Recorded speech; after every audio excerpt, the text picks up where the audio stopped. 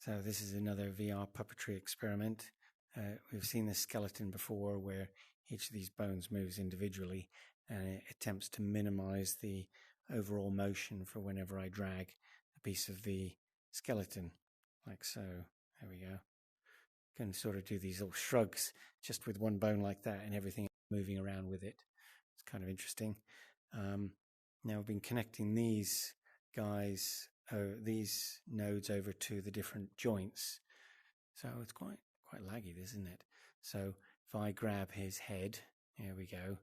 I've got a trigger which lets him to operate his mouth. Maybe if I got the microphone working properly, I could trigger that directly with the speech so that I didn't have to do this like a proper puppeteer. But what's kind of nice is that you can get right up close, whoops, there we go, and have a little word with whoever you're trying to talk to here. And we can sort of control two of these at the same time. Let's see, I've got all the directions wrong, but here we go. You know, where we go, yeah. Actually, no, what happens is these work independently depending on which one you pick up first. So let's move his joint around there. But yeah, we do have these sort of little piggy eyes, so they're hard to focus on, but it's kind of interesting. You can see, if you can see both eyes of the dinosaur at the time. This is also another little trick that if you put the performer in the position of the viewer, they could actually probably act better than if they're over on the other side just trying to guess what's being experienced by the audience. Certainly in practicing, they want to, if you're going to really get into someone's face. Now look at that sort of skeleton behind there. So there we go. Move him around. Okay. And then the two hands. I was sort of still a bit kind of jerky, but twisty uppy. Let's move him up. There we go.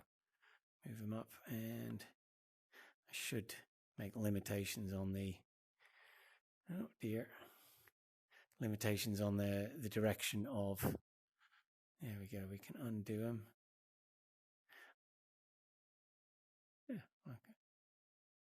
Maybe it's that way, that way, that way, which is the one way I haven't tried. No, I'll just reset the pose like that. Yeah, there we go. Wonder what that was. So yes, you can carry on talking and getting a little closer in and speaking to whoever he needs to speak to. Maybe scratching his head, doing all sorts of little gestures that you really wouldn't bother if you're animating in the classical way of stop motion, which is sort of how it's always done at the moment in Blender, as opposed to some sort of live thing. Now I'm sort of wondering if I've got other controls where I could link two of these together. So maybe there's a bar which will control the position of the head at one end and the hand at the other end, and get a bit more action or some sort of story that he's going to participate in. But for the moment, that's where we are now till I get the networking working. Oh well, it's looking a little bit sad there. Oh well. Bye then. Till next time.